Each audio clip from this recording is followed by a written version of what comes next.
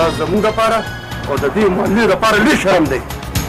مختو لاړه شي ریا د درغو د خلکو ته پاتې شوه.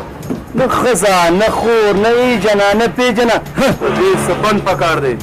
د پښتو په وطن کې خو دا ډېره ناروا ده. موږ هم په دې ځای کې اوسېږو او بیا دا خلک د ګوتې زموږ په سترګو کې رامنډي.